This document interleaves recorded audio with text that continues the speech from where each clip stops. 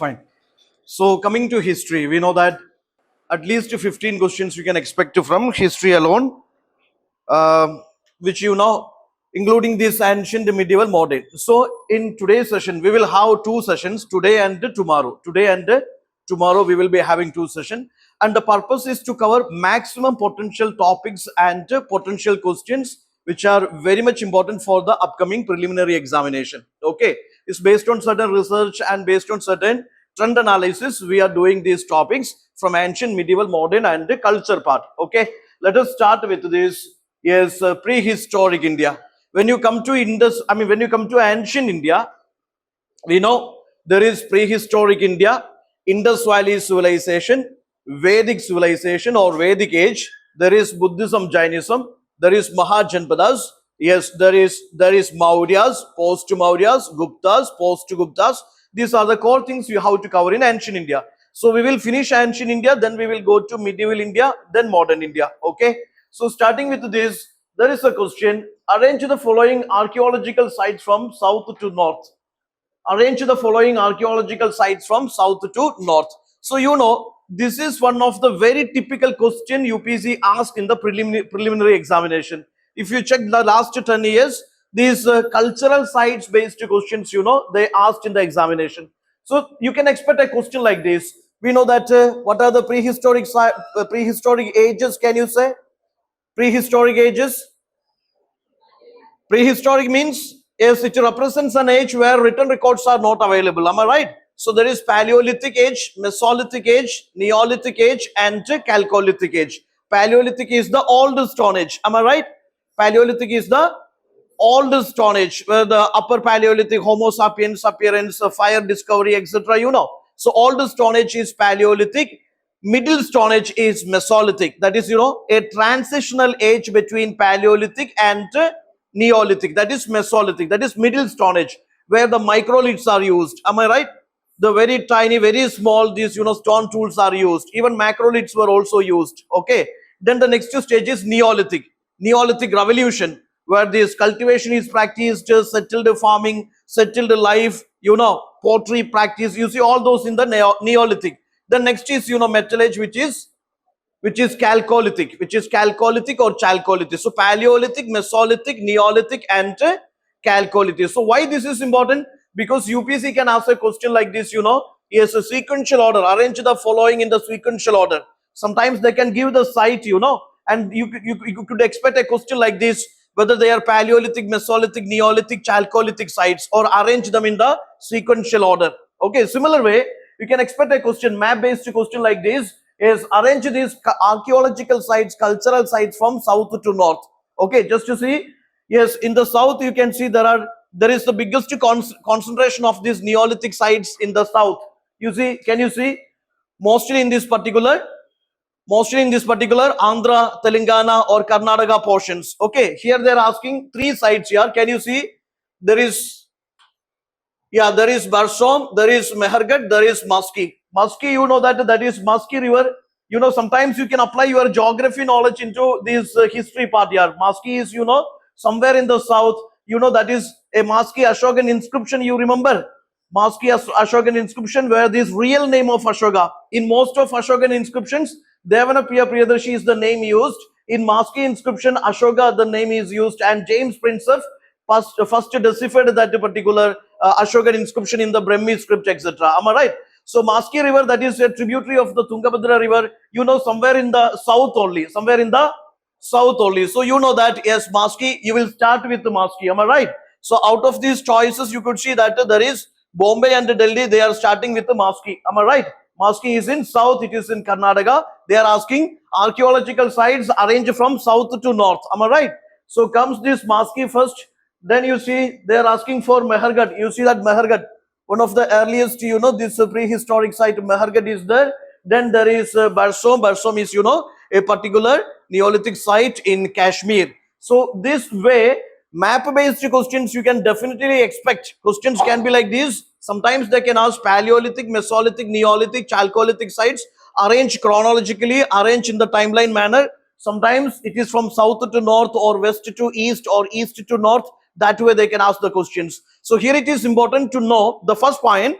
Prehistoric cultural sites, archaeological sites. What are the Paleolithic sites, Mesolithic sites, Neolithic sites, Chalcolithic sites? You must know. Some popular Neolithic sites are given here. You see, there is Mehergut. Mehergut is the oldest Neolithic site, you know, and its location is Balochistan, Pakistan. Am I right? Then there is Barsom. This is in Kashmir. Chiran. This is in Bihar. Yes, Pilihal. This is in Karnataka. Payambali. This is in Tamil Nadu. Edakal Caves in Kerala. These are some popular. These are some popular Neolithic settlements in Indian subcontinent. Neolithic settlements in Indian subcontinent. Some popular Neolithic settlements in Indian subcontinent. Mehergut, this is the oldest Neolithic site, you know. Currently, its location is Balochistan, Pakistan. Okay. Then there is Barsom, this is Kashmir. Yes, Chirand is in Bihar. Yes, Pilihal, this is Karnataka. Payambali is Tamil Nadu. Edakil is in Kerala. Some popular Neolithic sites or Neolithic settlements in Indian subcontinent.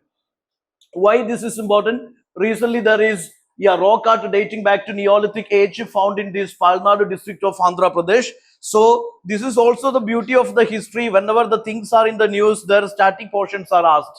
Am I right? So whenever these things are in the news or in the archaeological excavations, discoveries in the news, please go for that, you know, static portions of that news. Okay. Yes, moving on to the next one. Yeah, I said when you study these prehistoric sites, you know, when you study the prehistoric India, your focus has to be on the popular sites, you know, the popular sites, I mean, Paleolithic, Mesolithic, Neolithic, Chalcolithic sites, and you should know the features of each. The features of Paleolithic, Mesolithic, Neolithic, Chalcolithic. You know that copper made its first appearance in the Chalcolithic age. Am I right? Am I right? So you go for the features and of course the sites, locations here. Locations means maybe on the river banks or that is in the mountain ranges or in the Deccan Plateau or it is on the bank of which river. That kind of the questions you can expect. Match the pair type of questions you can expect. So this is the easiest idea. You just, you know, try to understand lower Paleolithic settlements. What were or which were the lower Paleolithic settlements in the Indian subcontinent? There is Valley of Sohan in Punjab, Kashmir and Thar Desert, Balan Valley, Mirzapur district UP, Bidwana, Rajasthan, Narmada Valley, Middle Paleolithic settlements, Narmada River, Tungabhadra River, Upper Paleolithic, Andhra, Karnataka, Central Maharashtra, Southern Bihar Plateau. So this understanding is very much important for you. I will definitely share the slides with you. Okay, the popular Paleolithic settlements in India, popular Mesolithic settlements in India, popular Neolithic settlements in India, popular Chalcolithic settlements in India. All the three are important for you. Yes, look into this. This timeline is again very important for you. You should have an idea. UPSC can ask a question like this: major events and their chronology. You remember, if you check the last 10 to 15 years, chronology based questions is a repeated question in the preliminary examination from this history and culture. Okay, so understanding this basic timeline, you know, that is very much important for you. Just have a look into this. Paleolithic is the oldest Stone Age and its time span is from 2 million BC to 10,000 BC approximately. In different parts of India, it happened at different ages, you know, different times, but approximately, see, Paleolithic age is from, yes, it is 2 million BC to 10,000 BC. Then see, Mesolithic is 10,000 to 8,000 BC. Mesolithic, try to understand, it's a transitional phase. It's a changing phase between Paleolithic and the Neolithic, between old Stone Age and the new Stone Age. So Mesolithic is middle Stone Age. It is middle Stone Age. Am I right? Yes, that is between 10,000 to 8,000. Neolithic is 8,000 to 2,000. Chalcolithic is 2,000 to 1,500 BC. Then Indus civilization. Indus civilization, try to understand 3,300 BC to 1,300 BC. Indus civilization, please try to understand adine moonu phases undu. There is a early Harappan phase, mature Harappan phase and late Harappan phase. Early Harappan and late Harappan, they are rural settlements. Okay, so those concepts are very important for you. This can be this early Harappan phase, it is rural, mostly based on farming, and this is also rural life. based on farming. But this mature phase, try to understand 2600 BC to 1900 BC. This is regarded as the urban phase. All the features of Indus civilization, all the urban features of Indus civilization belonging to mature phase. അത് ഏത് കാലഘട്ടം തൊട്ട് ഏത് കാലഘട്ടം വരെയാണ്? Yes, it is 2600 BC to 1900 BC, and this is a Bronze Age. That is also very important. This is Bronze Age. This is not Iron Age. This is Bronze Age. Okay, iron discovery, it is from 1000 BC onwards. Iron discovery in the Gangetic basins, it is from 1000 BC onwards. Okay, please take care of those aspects, everybody. So Indus is, see, early mature and later Harappan phases. Indus phases or Harappan phases, both are same. Okay, then after this Indus, then comes Rigvedic age here. Rigvedic age, you know, that is 1500 BC to 1000 BC. Then later Vedic age is from 1000 BC to 500 BC. Are you understanding this fact now? Yes, this is Rigvedic age because most of the information regarding this age we collect from Rigveda only. It is from Rigveda, that is the oldest sacred textbook and the oldest one, you know, which is almost you see contemporary to that Avesta Iranian textbook, etc. Anyway, this is the oldest Vedic text, which is Rigveda. Most of the information regarding Aryan migration, Aryan invasion. So Rigvedic age, then later Vedic age, then it is Mahajanpadas, the history of 16 kingdoms here, formation of the 16 kingdoms, formation of 16 kingdoms. Then there is Maurya dynasty. Okay, Maurya dynasty. So Mahajanpadas, you can trace between 6th BC to 4th BC. Okay, it is between 6th BC to 4th BC. Later Vedic 1000 BC to 500 BC. Mahajanpadas 6th BC to 4th BC. Buddhism and Jainism, that is also in the mid of the 6th century BC. Then Mauryan dynasty, yeah, it is from 321-22 to 185 BC. Okay, Mauryan age. Because UPSC can ask a question like this, when this, you know, for example, Kanishka patronized this 4th Buddhist council. Yes, this Central Indian rulers were this, you know, Bimbisara, Bindusara, Ashoka, that kind of the funny questions they can ask here. You must know the chronology. When this particular thing was happening in the north, this particular thing was in the south. Or when this particular thing was in the central India, this particular thing was in the northwest India. So that chronology is very much important for you. Yes, after these Mauryas, we are moving on to this, you know, post-Mauryans. There are post-Mauryan dynasties. This is also a popular question UPSC asked here. They asked a question like chronologically arrange this, you know, dynasties or dynasties belonging to that 8th century AD or 9th century AD, that type of the question they asked, you know. So ഇവിടെ നിങ്ങൾ അറിഞ്ഞിരിക്കണം post-Mauryan dynasties ഏതെല്ലാമാണ്, post-Mauryan dynasties ഏതെല്ലാമാണ്. So you just look into this. Shunga dynasty is there, Kanva dynasty is there, Shadavahana dynasty is there, Indo-Greeks are there, Kushanas are there, Indo-Scythians are there. Okay, all these are post-Mauryan dynasties here. All these are post-Mauryan dynasties. Okay, Shungas are there, Kanvas are there, Shadavahanas are there. All the three, you try to understand, all the three, you know, they are native successors of Maurya. They are native successors of Maurya, Shungas, Kanvas and Shadavahanas. Indo-Greeks, you must understand that they are foreign invaders. Indo-Greeks, Kushanas, Indo-Scythians, they are foreign invaders. You know that Indo-Greeks were first to issue gold coins, am I right? First to issue gold coins, and there is a foreigner who is known for issuing these chaste Sanskrit inscription, Junagadh inscription. Rudradaman, you remember? He is responsible for repairing that Sudarshana lake in the semi-arid zones, am I right? In the Kathiawar region, and that is Junagadh inscription, Shaga ruler, Rudradaman, you heard about him, am I right? So similar way, Kushanas are also popular, especially Kanishka. He is the patron of the 4th Buddhist council, am I right? He is the patron of the 4th Buddhist council.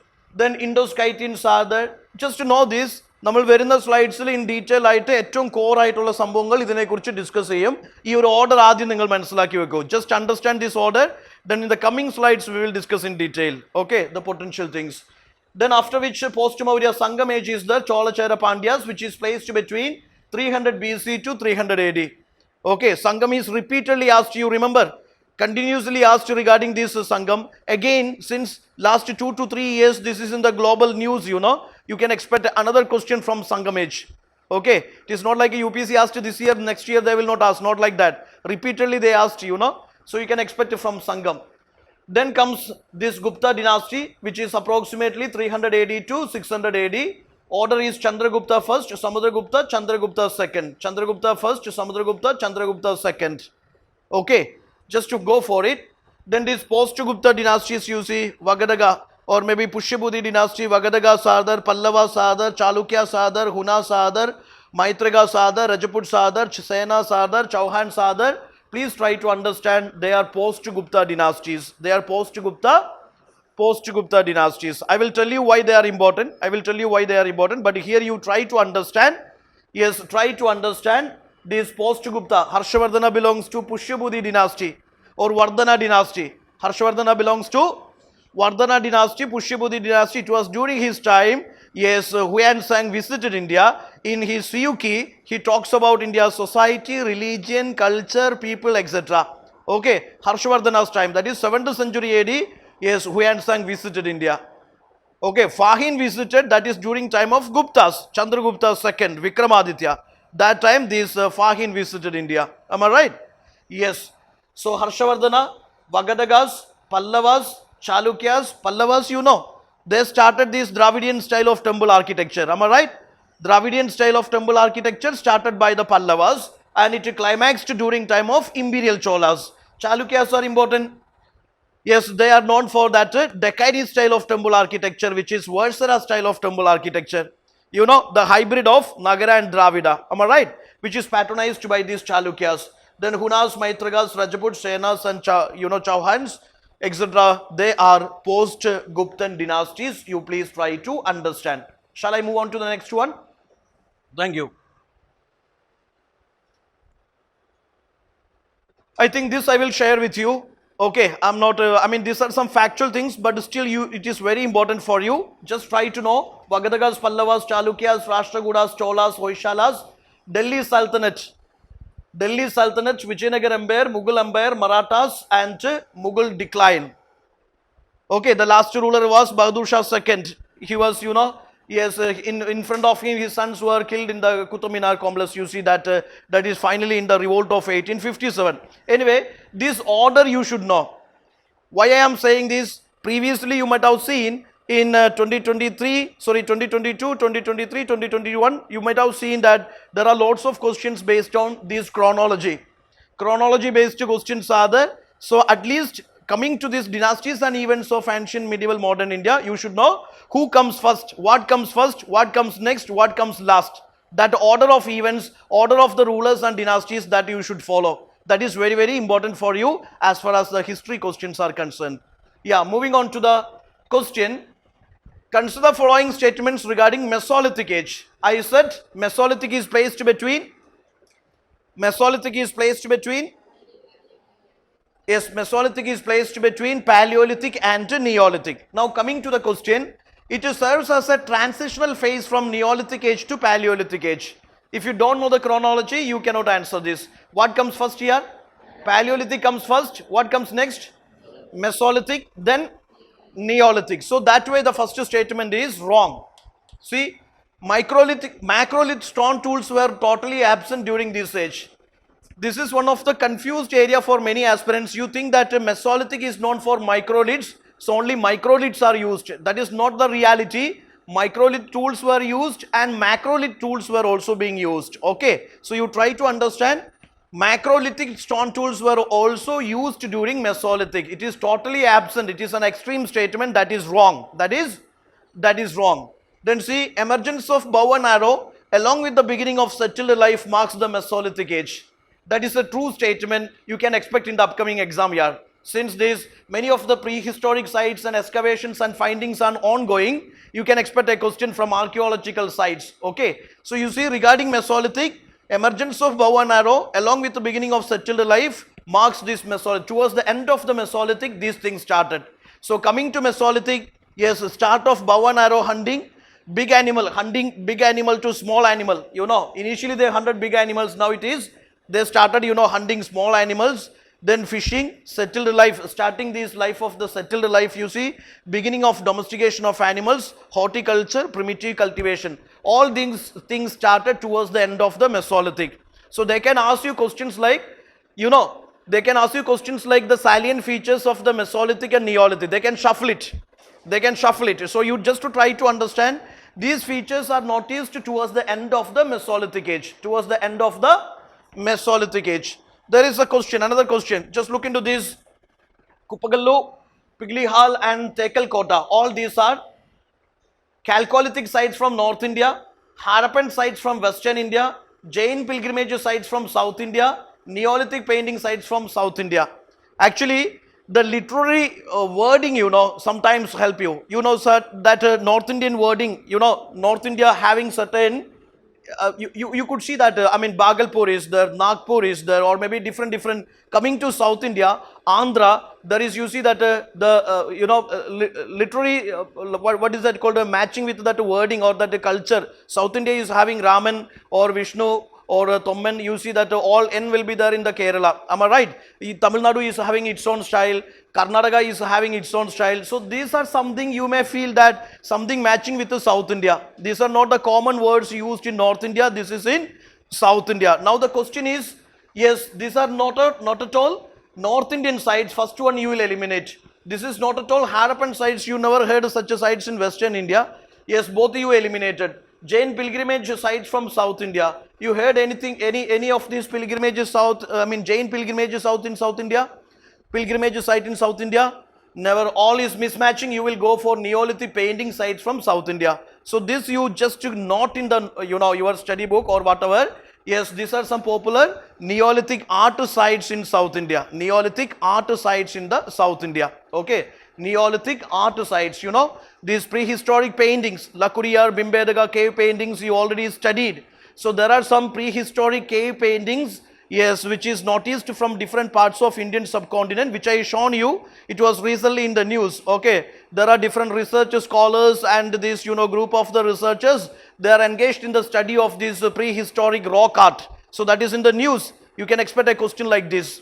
You can expect a question like this. Okay, these are some Neolithic art sites in South India. Shall I move on? Okay, good.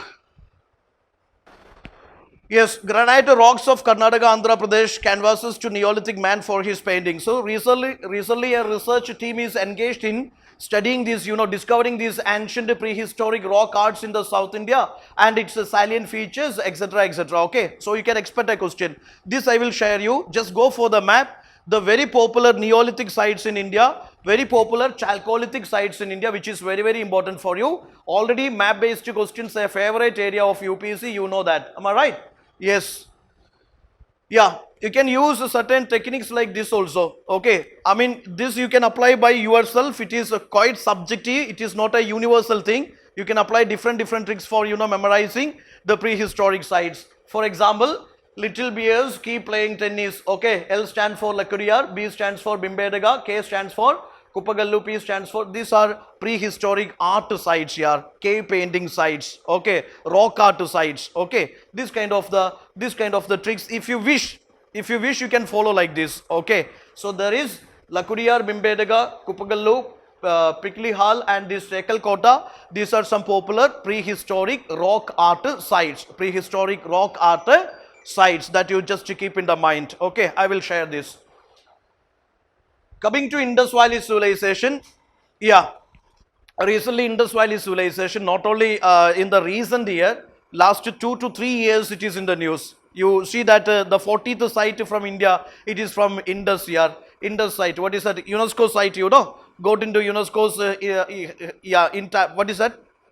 Yeah, heritage list. There is Dolavida, which is known for its, artificial canals, reservoirs, water management, harvesting system, etc. Okay, in the semi-arid zone. So you see that some popular metal imports to India from other parts of India, other parts of the world. Indus civilization, you know that one of the very developed urban civilization among these river valley civilization. Am I right? Mesopotamia, Egypt, yes, among the river valley civilization, this was one of the most urbanized River Valley civilization. It had a trade contacts with Mesopotamia, Iran, Iraq or Egypt, etc. And some popular things, some metals it imported to India from other parts of India and other parts of the world. So that thing is very important for you. You see that there is gold from Afghanistan, Persia, South India, copper, Rajasthan, Balochistan, Arabia, tin is from Afghanistan, Bihar, lapis lazuli,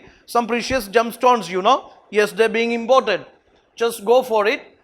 Why I am asking this, there can be a question like this. Yes, the popular metal imports and the states or maybe and the countries. With regard to Indus culture or Indus trade, popular metal imports and the countries or and the places. That can be a match the pair question you can expect here. Okay, so gold, you should understand that these people used gold, silver, copper, all those things, okay. But one thing is absent, what is that? One thing is absent, what is that? Iron is absent. Iron is absent. Rest of the metals used by these Indus people. That point is very much important. That type of the questions UPSC asks. Okay, gold is from Afghanistan, Persia, South India. Copper from Rajasthan, Balochistan, Arabia. Tin is from Afghanistan, Bihar. Lapis lazuli, Afghanistan. Yes, turquoise is Persia. Agate is Saurashtra, jade. So all the gemstones, these people were very beauty conscious and they used cosmetics, they used these ornaments, beads, etc. Bead making factory, Chahudaro, that is a SEZ zone, special economic zones in the Indus Valley civilization. Am I right? So have an idea, the popular sites, the popular findings from each site and about the socio-economic cultural features of Indus civilization. This civilization had a very much, surplus in the agricultural production. Am I right? And that surplus was, collected and saved in these granaries. It had a granary system, am I right? Even it had a barter system and the surplus produce promoted its urban living and this, international trade, etc. Am I right? They followed a barter system. Food grains or maybe such items they exported and these precious items they imported. Am I right? They followed a barter system. Now you understood these concepts, na? Moving on to the question. Yeah, there is a question. Harappan script has been fully deciphered, revealing its linguistic roots. The script was mostly written from right to left, then left to right. There is consensus among these scholars that Harappan language was Dravidian in origin. This is also in the news here. Recently, there are lots of people. Iravada Mahadevan, you heard? Yes, he was engaged in this, study of this, deciphering this Indus script. Similar way, there is this Parpola, this Finnish scholar. For the last 40 years, he is engaged in the study of this Indus script. This Indus script is not fully deciphered it. Okay, this is not fully deciphered it, and this script is, using that what is called signs and symbols, etc. And also that style of writing is called the Bostrophaedon.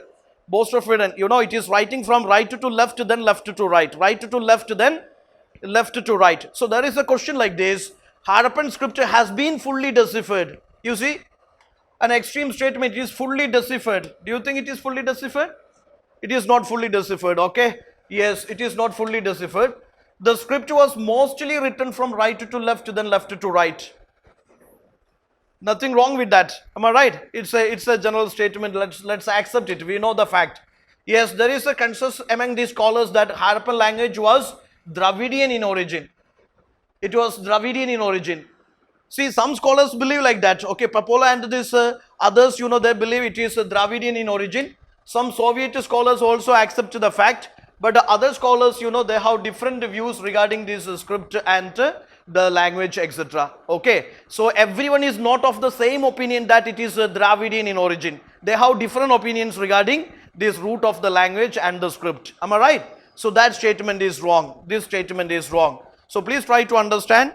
Yes, it is logographic. Mostly pictographical signs and symbols are used in the script. Okay, it is not like an Egyptian script which is alphabetical. This is alphabetical.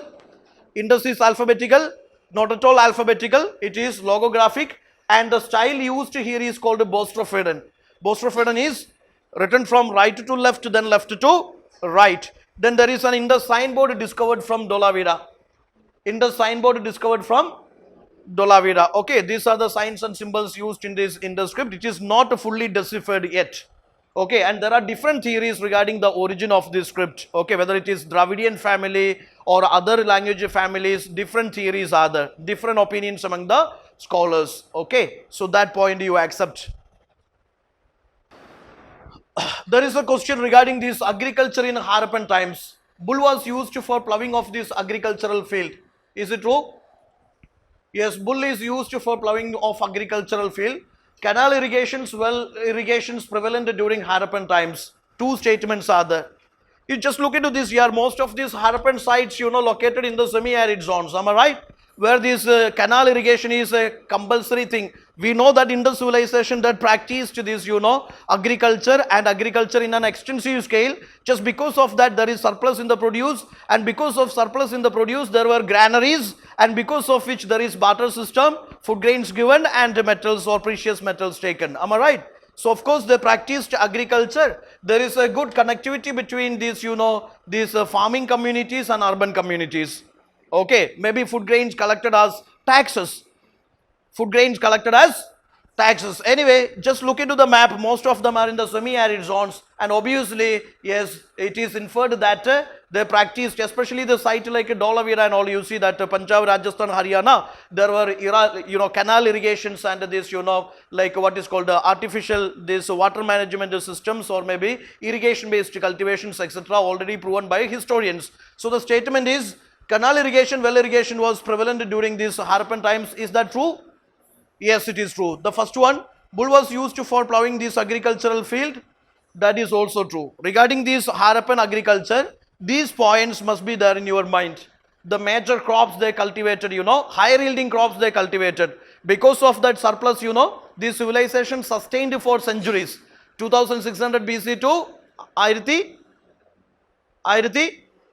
900 BC. Am I right? Yes, this civilization, urban civilization, sustained for several centuries from 2600 BC to 1900 BC. Most of these historians, they trace this reason as, one of the major reason is, they had rich surplus produce.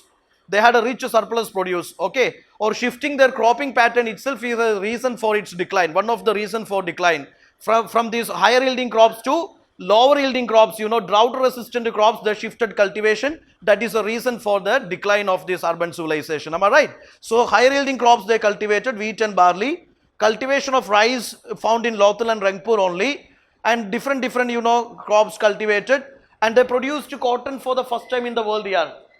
Cotton was produced for the first time, and they traded cotton. That is why Indus people were called Sindan by Greek. Am I right? Am I right? Yes, Indus people, they were called Sindan because, these Indus people produced this cotton, they traded cotton, and, a name given Sindan by Greeks. Then they used animals, drawn wooden plow and stone sickles. They produced sufficient food grains. Okay, and they followed the barter system. These key points, please keep in the mind so that the questions are answerable. Just to take care. Okay, then see terracotta models of this plow being identified from Cholistan, okay, and Banavali, even from Kalibangan also. That the plowed field is identified from Kalibangan. Moving on to the next one. Yeah, Mahajanpadas. Mahajanpadas, 16 Mahajanpadas are there. You can follow this way. King Koshi acted master very carefully, keeping many children vanish, punching kites perfectly, making sure all good and kind. This is something I formed, You may find it totally irrelevant. You can also frame something like that. Okay, why I made that statement? Because in that statement, I will remember all these 16 Mahajanpadas. All the 16 Mahajanpadas. King for Kashi, Koshi for Koshala, acted for Anga, master for Magadha, very for Vaji, here carefully Chedi, keeping Guru, many Malla, children Chedi. You see that way you can just go for, you can frame something like that to remember, because in the history so many facts are there. So many facts are there, and it is a reality that subjects like a history, environment, yes, these factual things you have to memorize. Am I right? At least you have to revise multiple times. Okay, now coming to this Indus civilization, usual question they ask from Indus civilization is like this. Yes, the popular site, riverbanks, the findings. They already asked you so many questions related to the same. When you say Harappa, you know that Harappan site is situated on the bank of which river? It is on the bank of, yes, Indus and its tributaries. You know what are the tributary rivers of Indus? Tributaries of Indus? Yeah. Yes. So here this civilization, Indus civilization, it flourished on the bank of Indus and its tributaries. Am I right? Yes. Harappa is on the bank of Ravi River. Granaries, male torso. Yes, this like you know, stone lingam yoni, painted pottery, mother goddess, dice. These are the major findings from this Harappa. Similar way, Mohenjo-daro, great granary, great bath, Pashupati seal, bronze dancing girl, post-cremation burials. So here you try to understand that yes, this Pashupati seal, bronze dancing girl, mother goddess, these were already asked by UPSC.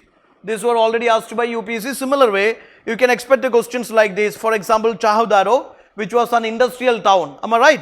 Which was an industrial town. Location is on the banks of Indus. You see, the major discoveries were like this. I'm not discussing it in detail. I will share the slides with you. Okay, popular findings from each site, which is important for you.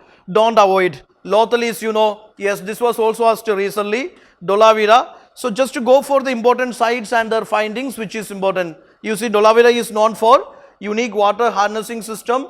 Yes, stormwater drainage system. Only site divided into 3 parts here. Dolavira is the only site which is divided into 3 parts. What are the 3 parts? Upper town, middle town, lower town. Upper town, middle town, lower town. Those 3 divisions are there. Okay. Then Sukotada is the only site where the horse bones were, you know, the fossils of the horse bones discovered. Okay. This way just to go for what are the popular sites and their findings. Okay. Or findings from each site, which is important for you. Which is important for you. Similar way, this tabular presentation is also important for you. Have an idea. Pradhanapetta cities, adinte state, allengil situated on the bank of which river? For example, yes, Mohenjo-daro on the bank of Indus River, Kalibangan on the bank of Gagar River. This Gagar is called Saraswati River in the Vedic text. Am I right? Same Gagar Hagra is called Saraswati River. So similar way, go for the popular rivers, the Indus sites and situated on which river bank. That is important for you. Yeah, some basic social features of Indus civilization. Okay, these are again favorite area of UPSC. Some social features of Indus civilization. Yes, these people practiced fishing and hunting, bullfighting as their leisure activities. Yes, there was a hierarchy in this urban habitation. We know that the elite class will live in the upper town, am I right? In the citadel part, and the common artisans and working classes of these Indus cities, they will live in the lower town. So where is this upper town situated? Western side or eastern side? Lower town is situated. Okay, that divisions you should have an idea, because UPSC can ask a question like this. For example, these you know, granaries and public bath or great dimensional buildings are situated towards the eastern side or western side. Okay, so you see that hierarchy in the urban habitation is there. Merchants and priests lived. Harappans were fashion conscious. Different hairstyles were used by these people. Cosmetics were used. Yes, certain ornaments used by men only. Certain ornaments are used by both men and women. So those idea you should have. What are the ornaments used by? ആണുങ്ങൾ മാത്രം ധരിക്കുന്നത് എന്തൊക്കെയാണ്, ആണുങ്ങളും പെണ്ണുങ്ങളും ധരിക്കുന്നത് എന്തൊക്കെയാണ്. Okay, അതിനെയും വേണമെങ്കിൽ യു പി എസ് സിക്ക് ഒരു സ്റ്റേറ്റ്മെന്റ് ആയിട്ട് ഫ്രെയിം ചെയ്യാം. U P S C you know sometimes make very funny questions also. Okay, very funny questions also. So just go for the basic ideas. Don't worry, I will share. Okay, I will share these slides with you. Coming to the religious practices. Coming to the religious practices here. Religion. You see that coming to religion, they practiced, you know, male and female god worship. Am I right? Shariyano? Male god worship and female god worship. Yes, Pashupati Mahadeva seal from Mohenjo-daro. Yes, a proto-Shiva, 3-horned deity in a seated position, surrounded by elephant, tiger, rhinoceros, buffalo, and at his feet 2 deer. UPSC once asked a question, ഈ ഒരു particular representation missing ആയിട്ടുള്ള animal ഏതാണെന്ന് ചോദിച്ചിട്ടുണ്ടായിരുന്നു. So the animal missing is, yes, there is a Pashupati Mahadeva seal, you know, that the seal is having a seated 3-horned deity surrounded by some animals, and which is the animal missing from that seal depiction here? That is cow is missing. Okay, cow is missing. Then there is this, Lingam Yoni worship was practiced here.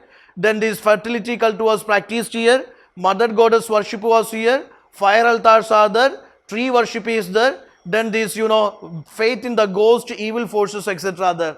Okay, to ward off the evil forces, they used to wear that amulets, you see. So those concepts are there. They can ask a question whether they believed in the evil forces, ghosts or not. Okay, whether they had a tree worship or not, animal worship or not, whether they practiced male, female deity worship or not. Okay, Mother Goddess statue is there, Pashupati Mahadeva seal is there, tree worship is practiced, bull worship is practiced, they had a faith in these, so-called evil forces too. Okay, so these things are there. And life after death. You see, in their burials, you can see that graveyards or in the, grave goods are identified. Okay, so they had a faith in the life after death concept also. So those things, please take care. Yeah, coming to this Vedic age, I said, നമുക്ക് Vedic age-നെ രണ്ടായിട്ട് divide ചെയ്യാം. ഏതൊക്കെയാണത്? There is Rigvedic age and there is later Vedic age. Rigvedic age എന്ന് പറയുന്നത്, which is from 1500 BC to 1000 BC, this is RVC. This is RVC. Then 1000 BC to 500 BC, this is LVC. LVC means later Vedic age. Later Vedic age. Okay. Now you see, we get information from this Vedic age, that is from Vedic text only. Vedic text in നമ്മൾ രണ്ടായിട്ട് divide ചെയ്തു. There is Shruti literature and Smriti literature. Sometimes the definition can be interchanged here. UPSC can ask a question by simply shuffling this definition of Shruti and Smriti. What is Shruti? What is Shruti? Shruti is, that is being heard. It is godly revelation. This is something, revealed by God, or it is, it is given by the God. It is godly revelation, or it is something being heard. That is called this Shruti literature. And these four Vedas, Samhitas, they are example of the Shruti. And Smriti is what? It is something recollected by these normal humans. Something remembered, something recollected by these, normal human beings, which is Smriti literature.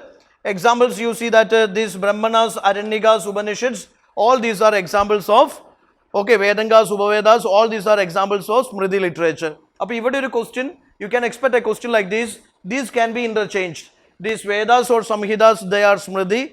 These what is called Brahmanas, Aranyakas, they are Shruti. That way they can interchange here. But you should understand, Shruti and another godly revelation, that is something being heard from the heaven. You see, which is, yes, this is godly revelation to the great sages, rishis. These Vedas and Samhitas are part of the Shruti literature. Which literature? Shruti literature. Smriti is, that is, yes, that is being recollected by normal human beings. These Brahmanas, Aranyakas, Upanishads, etc. examples of, yes, Smriti literature. So that basic classification you should understand. Yes, the divisions we already studied. Again, I would say that this is important for you. This is important for you. Vedas, Vedas, you see, Rigveda, Samaveda, Yajurveda, Atharva Veda. They can ask lots of questions from this. Rigveda is the oldest and the most sacred one. Am I right? This is the oldest and the most sacred one. Samaveda, just to remember, it is music. There is the oldest tradition, that is, in Hindustani, there is an oldest style. What is that style called? Which is derived from, originated from Samaveda, Samhita. Hindustani is known for different styles now. And there is one old style in Hindustani which its origin is traced back to this Samaveda Samhita. What is that style? There is a particular raga, Drupad raga. Its origin traces to Samaveda Samhita. So Samaveda Samhita, Yajurveda Veda, this is dealing with these rituals and this, rules and regulations for the rituals and sacrifices, etc. Then Atharva Veda is regarded as the work of the non-Aryans. So original oldest one, most sacred one, which is Rigveda, which is a collection of the hymns in praise of various gods. Am I right? Both the male and female gods. Am I right? Then Samaveda is set into music for the purpose of singing while performing various rituals and sacrifices. Then Yajurveda is dealing with the rules and regulations of rituals and, it is dealing with the formulas of rituals and sacrifices. Atharva Veda is regarded as the work of the non-Aryans, or it is regarded as the lower work. Am I right? These divisions are there, and please try to understand what is Brahmana. What is Brahmana? Brahmana is the explanatory portions of the Samhitas. Then Aranyakas, concluding portions of Brahmanas, okay, concluding portions of Brahmanas, and this Upanishad is end of the Vedas, dealing with the philosophy. Now there is a question, Aranyakas, which is concluding portion of Brahmana, is also dealing with the philosophy. Then what is the difference between Aranyakas and Upanishads? See, once again I will tell you, these Samhitas are collection of the hymns in praise of gods. You got it? Okay, then its prose version is Brahmanas, its explanatory portion is Brahmanas. Then the concluding portion of Brahmana is called Aranyakas. They are forest books, they are dealing with the philosophies. What philosophy? That you have to say. Finally, I said end of the Veda is Vedanta or Upanishads. Now my question is, Upanishad is also dealing with the philosophy. Forest books, you know, Aranyakas also dealing with the philosophy. What is the difference? Exactly, Aranyakas are dealing with the philosophy part of the sacrifices and rituals here. They are explaining, they are giving the commentary on philosophy on the rituals and sacrifices. But these Upanishads, you know, they are not dealing with this philosophy of rituals and sacrifices. They are dealing with the philosophy of worldly wisdom. That is the difference, okay? That is the difference. They are talking about the original philosophy, and Aranyakas are dealing with the philosophy of the rituals and the sacrifices. Okay, that way they can ask a question. There is a question. Question is like this. In Rigvedic age, land was held as private property. In Rigvedic age, land was held as private property. The king started maintaining a standing army in the Rigvedic age. Cattle slaughter was prohibited since the beginning of the Vedic age. Basic common sense is enough to understand this. Am I right? Few things I will say. My points you say whether it is relevant or not. This is RVC. RVC means Rigvedic age. And there are different theories that these people come from different parts. Bal Gangadhar Tilak says Aryans are. Come on. There are different theories regarding this arrival of the Aryans. Bal Gangadhar Tilak says Aryans are from Arctic region. Swami Dayanand Saraswati says they are of Tibetan origin.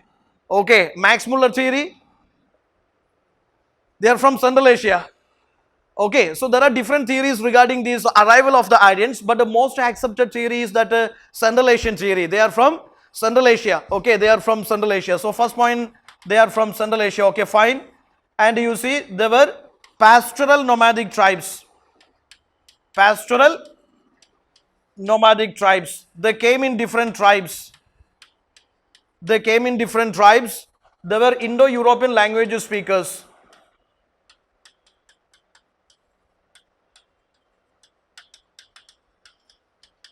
They are Indo-European language speakers.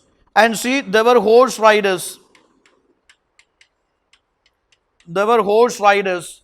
Then I said, yes, cow was their most important form of wealth. Cow was their most important form of wealth. And since they are pastoral communities, nomadic tribes, do you think they will be having a settled farming culture? Settled farming culture?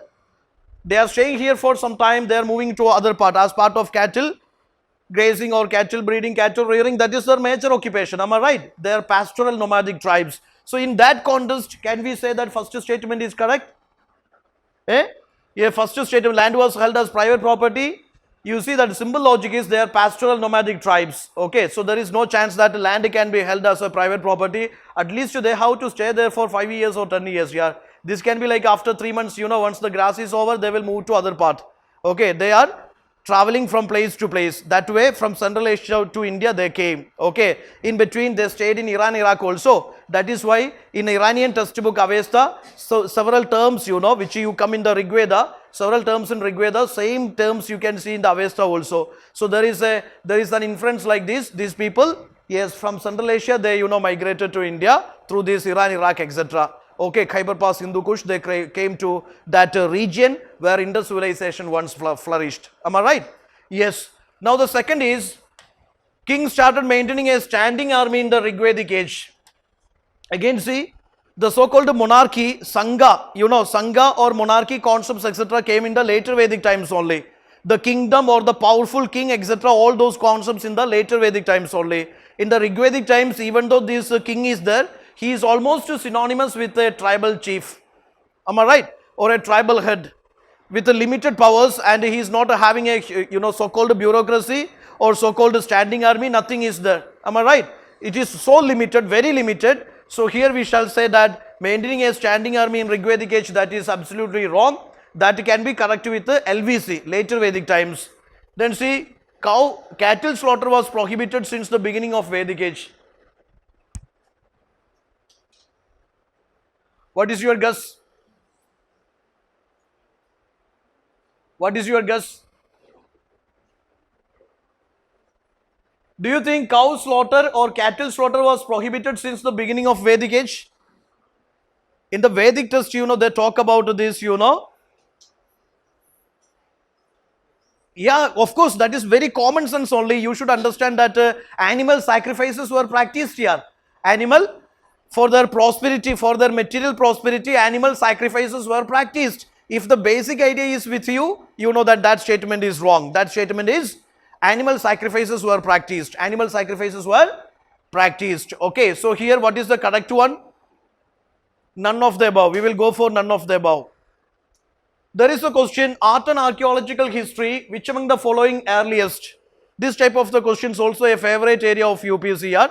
From ancient India, you have to go for this kind of the things also. Art and architecture, the earliest one, the newest one, that type of things are important.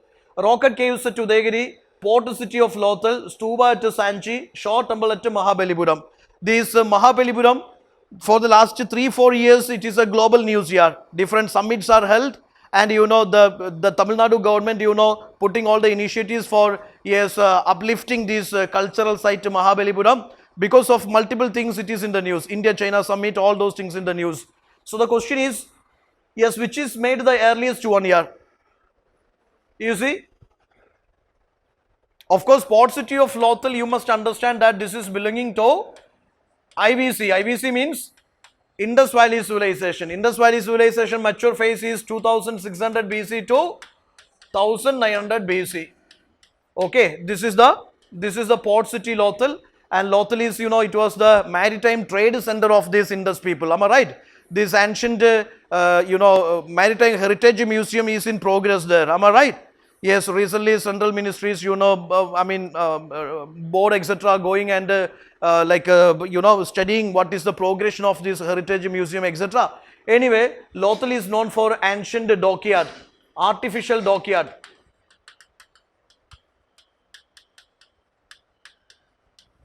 In the site, which is known for its trade here, it's a trade center, maritime trade center. Yes, it belongs to Indus civilization. Yes, Lothal, its location is in Gujarat. Okay, its location is in Gujarat. Okay, so when you study IVC, please take care the popular trade centers or the popular industrial centers of Indus civilization, please try to cover. Yes, the earliest one is, Lothal. So the particular timeline of its evolution is given here. This slide I will share with you. Consider the following with respect to Rigveda. Rigvedic hymns are called Sukta. Is that true? Rigvedic hymns are called Sukta. Rigveda was being composed in the northwest part of Indian subcontinent. Then Rigveda was read rather than recited and heard. Any guess from your side? Rigvedic hymns were called Sukta. Is that true? That is true only. That is true only. Fine, good. Then Rigveda was being composed in the northwest part of Indian subcontinent. It was composed in the northwest parts of Indian subcontinent. Rigveda was read rather than recited and heard. Do you think these Aryan people composed Rigveda? Aryans composed Rigveda? Okay, come on. Vedas, I said, the Samhitas, Vedas, they are part of Shruti literature or Smriti literature? Shruti literature. Shruti literature, what is the definition given to Shruti literature? Orally transmitted. Godly revelation to rishis or sages. Its final composition or compilation which happened many centuries later on. Even though it is talking about Aryan culture, Aryan society, life, economy, etc. Initially it was not, composed in the written form. Am I right? It was oral transmission, oral tradition. Now next is whether it is read rather than recited and heard. It is recited and heard because it was not in the written shape here. Okay. So this, try to understand this. Rig Veda is the oldest and most sacred text which gives information about these Aryans. Okay. When Aryans arrived here, there are Aryans and there are non-Aryans. Non-Aryans were called Dasas and Dasayus. Okay. In Rig Veda there are talks about battles between Aryans and non-Aryans. Aryans were engaged in inter and intra-tribal conflict here. Inter and intra-tribal conflict. Even they fought with the Dasas and Dasayus. Dasas and Dasayus. So the term is important. Dasas and Dasayus, term used for non-Aryans. Terms used for non-Aryans. Okay. Yeah, some terms important in this Vedic context, you see, match the pair. Terminology, these ancient terms are important for UPSC. Medieval terms are important for UPSC. Vrajapati is the officer in charge of the pasture land. From the Vedic context, Vrajapati is officer in charge of the pasture land. Then Jivagriba is a police official. Kshatri is, yes, just go for each of these terms and what does they mean. Okay, because I already told you that these terms oriented questions repeatedly asked by UPSC in the examination. Am I right? Yes, different terms are there. For example, there is Bhagaduga, he is the revenue collector.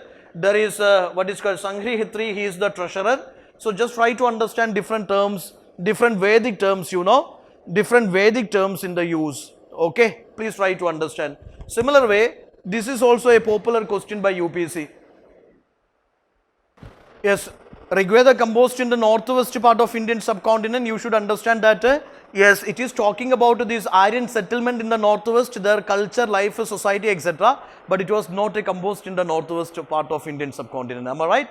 Much later stages only it took part in this, because coming to later Vedic also, you should understand that later Vedic age, you see the Aryans, migrated to this eastern side of India towards the Gangetic basins. Am I right? And most of this Vedic literature composed, or maybe most of this literature happened in the later Vedic times. Am I right? Am I right? So that way we cannot say that yes, this Vedic literature or Vedas are composed in the northwest. Okay. And also regarding Rig Veda, you must understand that it was oral tradition initially. Later on the written shape happened. Am I right? That way we said it is wrong. Yeah. This Purusha Sukta hymn. Purusha Sukta is talking about what? Purusha Sukta is talking about what? Purusha Sukta, which is the 10th chapter of this Rig Veda. 10th chapter of Rig Veda. So Purusha Sukta hymn is what? Any guess, Mandesh? Purusha Sukta, we said that this is the 10th chapter. Purusha Sukta Mandala, that is the 10th chapter. And Purusha Sukta hymn is talking about 4 Chadurvarnas here. It is about Chadurvarnas. Okay, it is about Chadurvarna. Then Satyameva Jayade is taken from Mandukya Upanishad. Then Eastern Western seas are mentioned in the Shatpada Brahmana. 4 ashramas are mentioned in this Jabala Upanishad. Soul transmigration is in the Brihadaranyaka Upanishad. Gotra is discussed in the Atharva Veda. These terms are important for you. Because UPSC asked a question, Satyameva Jayade is taken from which of the following Upanishads? So there is probability that they can ask about this Gotra is mentioned in which of the following, or maybe this Chadurvarna is mentioned in which of the following, soul transmigration is mentioned in which of the following for the first time. Okay, so have an idea. Purusha Sukta is in Rig Veda.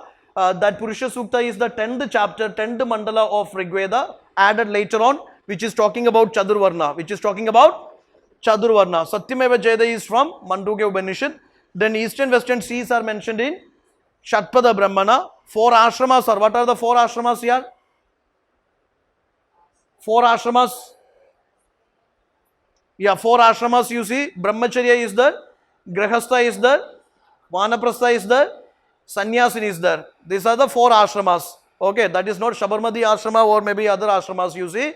This is Brahmacharya, Grahastha, Vanaprastha Sannyasin, which is in this, yes, Jabala Upanishad, soul transmigration, transmigration of the soul, which is in the Brihadaranyaka Upanishad. Gotra is mentioned in Atharva Veda. Okay, so those ideas you should have. Now there is a question. Yes, this Bharat is in the news. You remember? In the G20 summit, a controversy, has arisen, which is changing India's name. That is you see that from India to Bharat. Okay, or you see that there is a question. You can expect a question like this. Okay, you see it has its origin in Ramayana. Do you think Bharat is tracing its origin in Ramayana or Mahabharata? Name Bharata was used as a group of people who lived in Gangetic plains. Any guess from your side? Which one? Bharata was used for a group of people who lived in the Gangetic plains. First one is wrong because it is mentioned in Rig Veda, not in these Puranas or epics. You see, it is in Rig Veda. That name is mentioned in Rig Veda, and Rigvedic people lived in Gangetic basins or Indus basins. Yes, the question is whether these people lived in the Gangetic basins, Gangetic plains, or in the Indus plains. See, Aryans and their first arrival and their settlement in the northwest portions of Indian subcontinent, where once Indus civilization was flourished. Am I right? Yes, so it is not in the Gangetic basins. That time, Rigvedic time, it was in the northwestern portions of Indian subcontinent. Okay, make that corrections there. Okay, and the tribe is mentioned in this Rig Veda. Then regarding this Vedic religious life, certain things are very core to your preparation here that you should not miss. One thing is regarding this is RVC. This is RVC and this is LVC. What is LVC? Later Vedic age. RVC is Rigvedic age. RVC is from 1500 BC to 1500 BC to 1500 BC to 1000 BC. That is RVC, Rigvedic age. LVC is from 1000 to 500. Okay, so coming to this RVC, you please try to understand, these are very important for you. Idol worship was not practiced. Idol worship was not practiced. Then see, very simple, short and less ritualistic worships and sacrifices were held. That is mainly for Praja, Pashu and wealth, prosperity, etc. അപ്പോൾ അവിടെ sacrifices ഉണ്ടായിരുന്നോ? RVCയിൽ sacrifices ഉണ്ടായിരുന്നു, പക്ഷേ അത് വളരെ simple ആയിരുന്നു, house ഹോൾഡിൽ ചെയ്യുന്നതായിരുന്നു. There is no need for any priest or maybe formulas, mantras, tantras, etc. Okay, and these sacrifices were done for Praja, for Pashu, for the cattle, birth of male child, etc., etc., etc. For their material prosperity only they have done these rituals and sacrifices. Then see, it was household performance here. Sacrifices were household performance and no expert priest is required. Gods are categorized into three lists here: terrestrial, okay, then this atmospheric, then this celestial. These are the three types of the gods they worshipped. Who worshipped here? Rigvedic people. It was personification of the natural phenomenon. They personified water, they personified thunder, they personified this, like a plant. Okay, different things. Okay, then see, main gods were Indra, Varuna, Agni, Yama, Soma, etc. Vishnu was a minor god.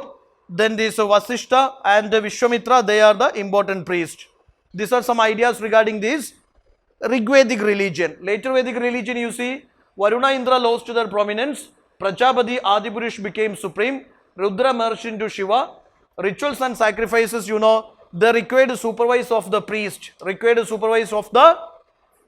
So priesthood become important here. These, sacrificial rituals, mantras, tantras, formulas become important here. Then see, idol worship practiced here. Magic and omen entered into socio-religious life. Dharma Rida. Two concepts become so strong here. It was asked in the exam. You remember? Yes, Dharma is one's duties to oneself and others. Rida is fundamental law that governed this working of the Srishti universe. So UPSC once asked a question, what is the difference between? Yes, what is the difference between this Dharma and Rida? Difference between Dharma and Rida. They already asked a question. So these things, yes, I will share. Who is that? Yeah, I will share the slides. Don't worry. I will share the slides. Since it is a master revision series, bit faster we have to do. If you have any difficulty, tell me, I will slow down. Yeah, coming to this, can you answer this? Can you answer this? There is religion of early Vedic Aryans primarily. This is Bhakti, image worship and yajnas, worship of nature and yajnas, worship of nature and Bhakti. Based on the previous slide, understanding what can be the religion of these Vedic Aryans, Rigvedic Aryans. It is? Yes, it is worship of the nature and the Bhakti, or worship of the nature and the yajna. What is that? Worship of nature and the yajna, sacrifices. Okay, so C is your answer. C is your answer. There is a question, difference between culture of Rigvedic Aryans and Indus people. This is a previous year question. Can you say? Yeah, you said it. See. Yeah. Rigvedic Aryans used coat of mail, helmet in warfare. People of Indus did not leave any evidence of using them. Is that true? Yes, Indus people try to understand they are peace lovers. What lovers? Yes, P-E-A-C-E, peace lovers. Okay. Then these Aryan people, you know, Aryan is basically horse riders and warrior class here. They are warriors and horse riders. Am I right? That is one basic difference. Try to understand. So first statement is correct only. Rigvedic Aryans knew gold, silver, copper.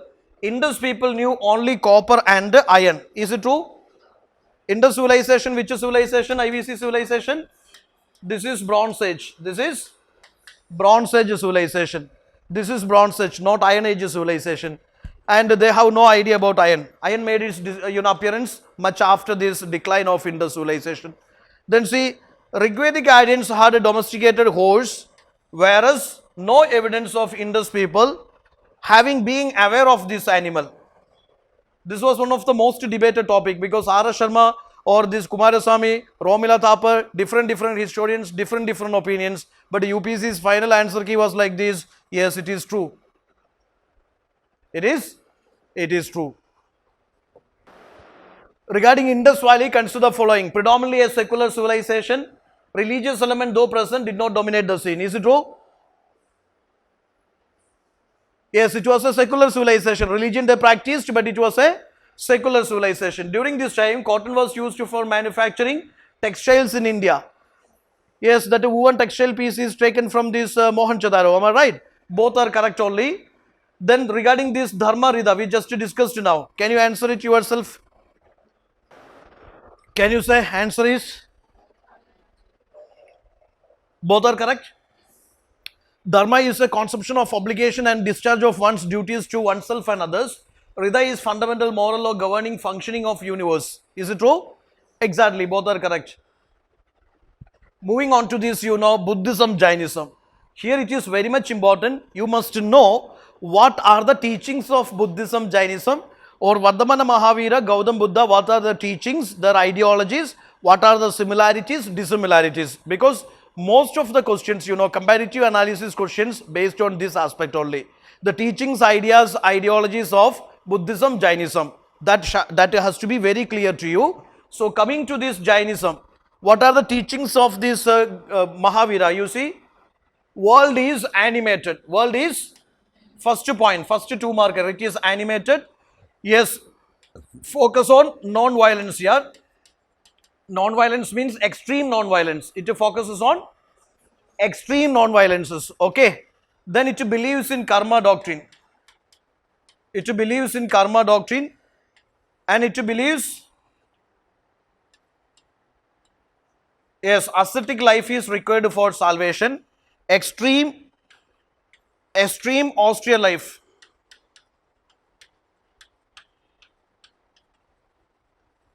Extreme austere life is required for salvation. Yes, because of which it proposed Sandara. You remember Sandara? Sandara or Sanlegana, what is that? That is the ultimate test of spirituality added by this Vardhamana Mahavira.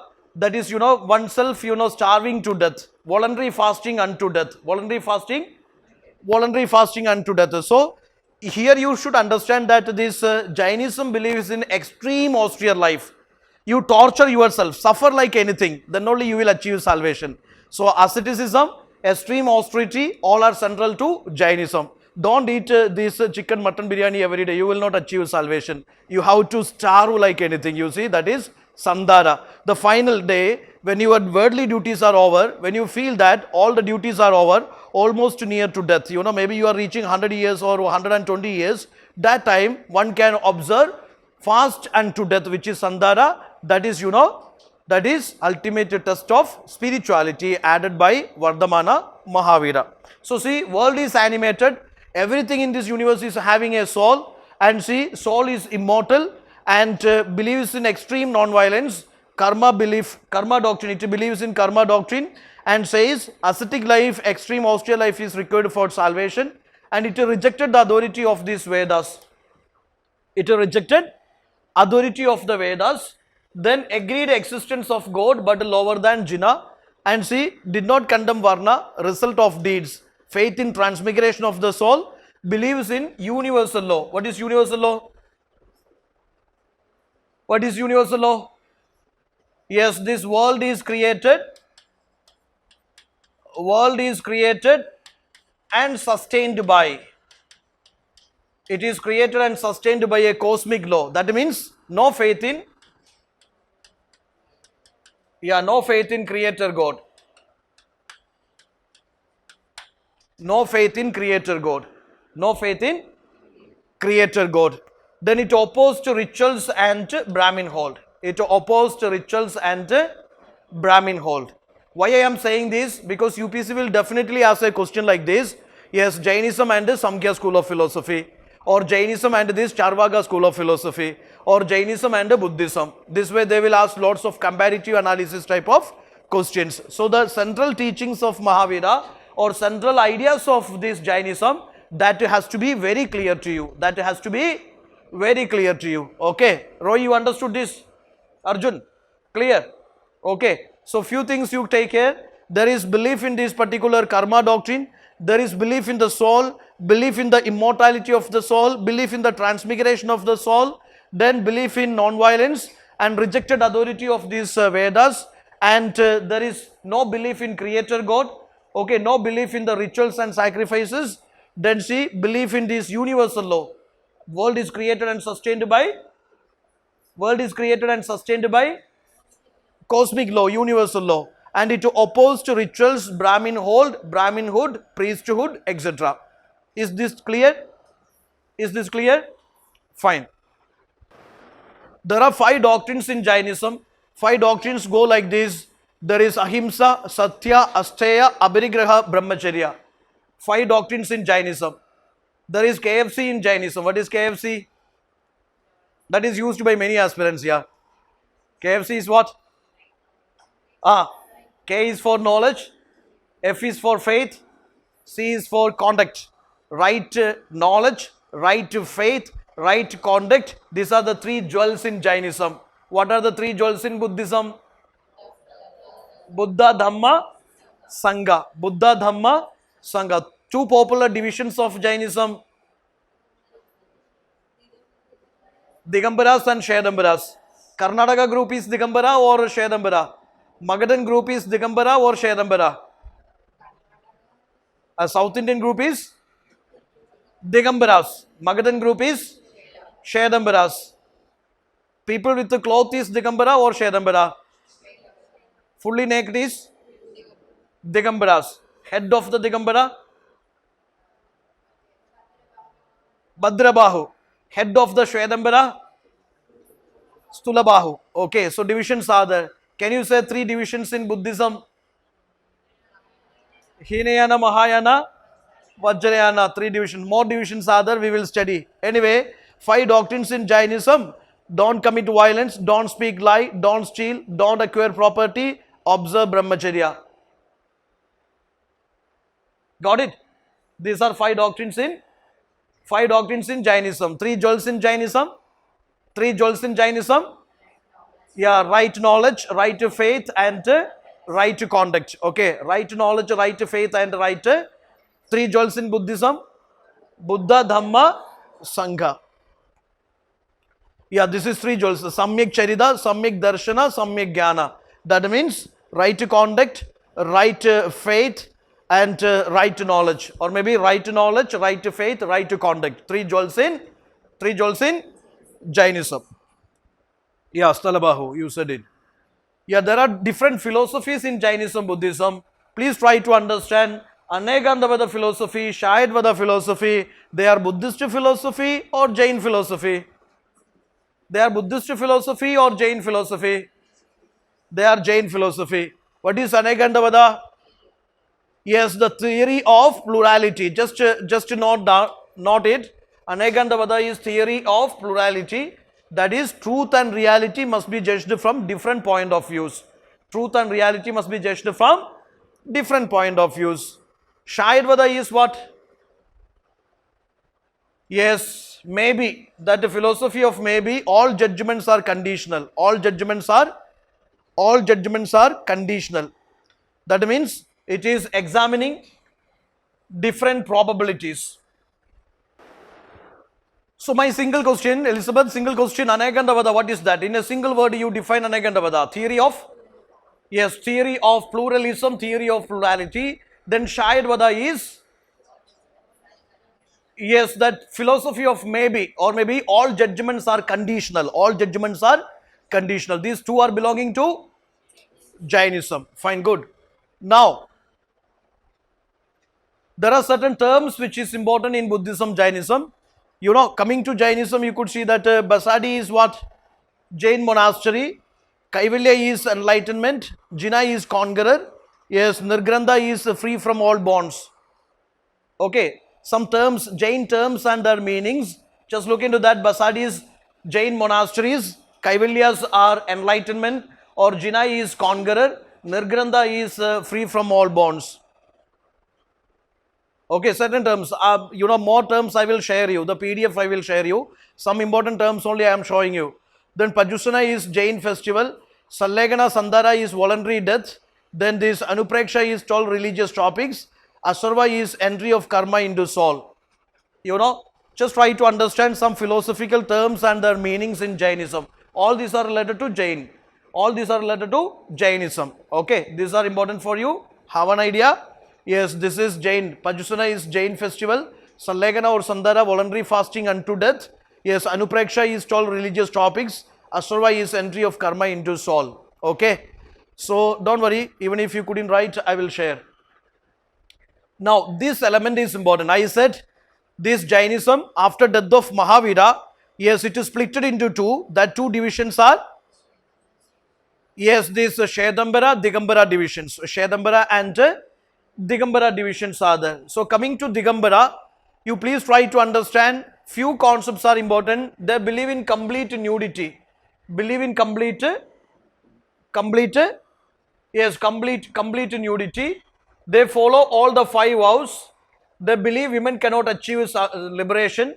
Bhadrabahu is the leader. Major subsects, you see, these are ones asked by UPSC. So again there is chance of repetition. Okay, it's a subset minor sects which you just try to understand. Okay, leader is Bhadrabahu. Then see, they believe women cannot achieve liberation. They believe in all 5 vows. They believe in Brahmacharya. They believe in nudity, all those features. Coming to Shedambara, they wear white cloth. They follow only 4 vows. They believe women can achieve salvation. Then Sulabahu or Sulabhadra is the major leader of this sect, and its subsects are like this. So Terapanthi or Stanagavasi, this Stanagavasi was once asked in the exam. You remember? You remember? Yes, they are divisions of Shvedambara sect. They are divisions of Shvedambara sect. Just to try to understand the basic elements of Digambara, Shvedambara sect, you know, please try to understand. May I ask a question? Bhadrabahu belongs to Digambara or Shvedambara sect? Digambara. Who believes women cannot achieve his liberation? Digambaras. Who follows all the 5 vows? Digambaras. Who follows only 4 vows? Shedambaras. Okay, so those things. Murti Pujaka, Stanagavasi, Terapanthi, they are the subsects of Shedambara division. Okay, then see Bisapanda, Terapanda or this Samayapanda, these are divisions of Digambara. Okay, those ideas has to be very clear to you. Then coming to Buddhism, there are 4 noble truths in Buddhism.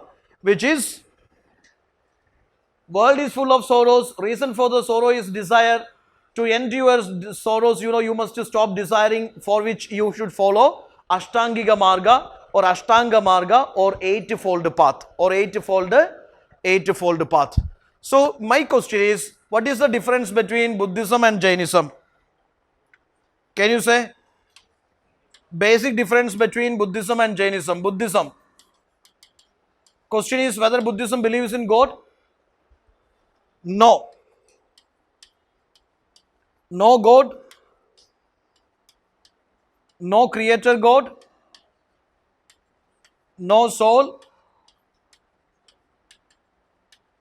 no immortal soul. Later on, ഇതിൻ്റെ വേറെ പുതിയ versions വരുമ്പോൾ ചിലപ്പോൾ ഇതിലെല്ലാം മാറ്റങ്ങൾ വരും. ഞാൻ പറയുന്നത് ഒറിജിനൽ ബുദ്ധിസത്തെ കുറിച്ചാണ്. മഹായാന ബുദ്ധിസവും വജ്രയാന ബുദ്ധിസവും താന്ത്രിക് ബുദ്ധിസങ്ങളൊക്കെ വരുമ്പോൾ ഇതിലെല്ലാം വിപരീതമായിട്ട് സംഭവിക്കുന്നുണ്ട്. അവിടെ ബുദ്ധനെ ദൈവമായിട്ട് ആരാധിക്കുന്നുണ്ട്. ബുദ്ധൻ ദൈവാരാധനയ്ക്ക് എതിരായിരുന്നു, ശരിയല്ലേ? ഒറിജിനൽ ബുദ്ധിസത്തിൽ there is no belief in god, no creator god, no soul, no immortal soul, okay, and not into this this complex karma doctrine, etc., nothing. Okay, then it follows middle path. It follows middle path. It follows middle path. Okay, that middle path is called Ashtangiga Marga or Ashtanga Marga. Middle path. There is a question. Can you answer this? What is common to these, 5 doctrines, main doctrines, which is followed by Buddhism and Jainism? Okay, you just leave. This is not 5 doctrines. I am telling you these are. My question is, what is common to Buddhism and Jainism? These questions repeatedly UPSC ചോദിക്കാറുണ്ട്. Yes, common to Buddhism, Jainism. Non-violence is common. Non-violence is common. What is your opinion? It is common to both? Yes, it is common to both. There is Brahmacharya common to both? Brahmacharya common to both? No. Middle path common to both? No. Don't acquire property common to both? Yes. Extreme austerity common to both? No. So what is common to both? Yes, this one is common. Yes, then this 4 is common. Am I right? Rest of them are not common. Okay. Yes.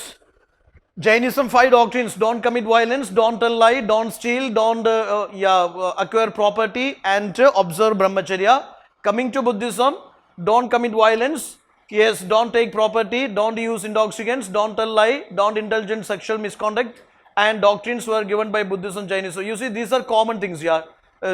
These are common things in Jainism, these are common things in Buddhism. Just take care, okay?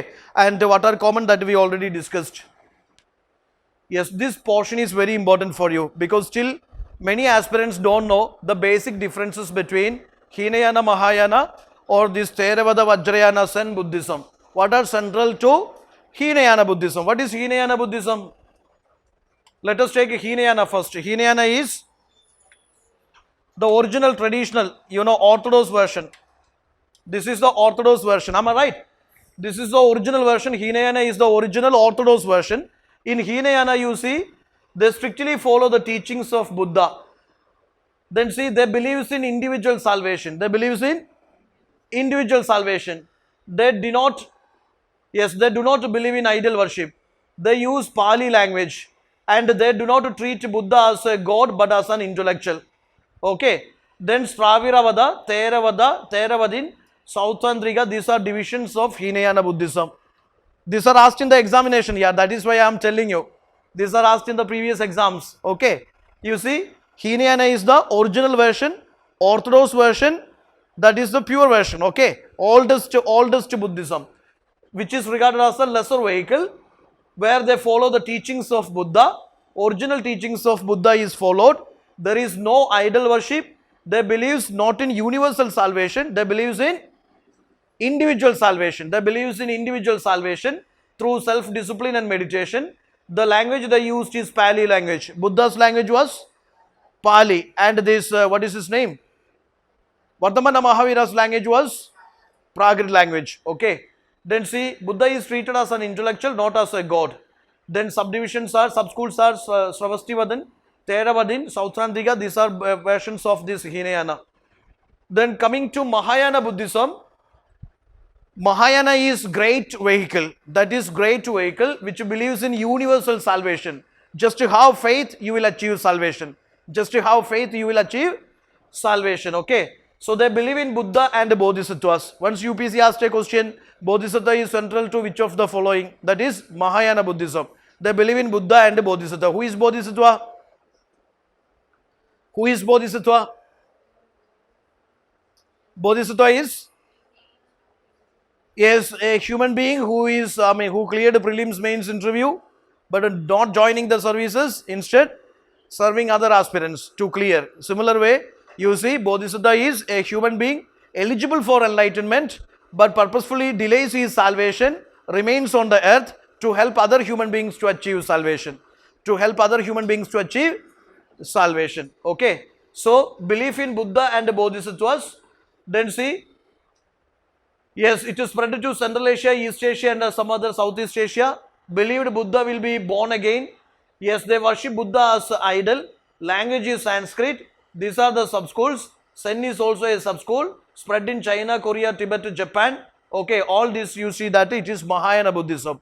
So that Buddhism which traveled outside India, that is mostly, especially to this Central Asia, East Asia and this Southeast Asia. Yes, a Buddhism which becomes so popular, which believes in this idol worship, which believes in Bodhisattva, which believes in universal salvation. Which is salvation?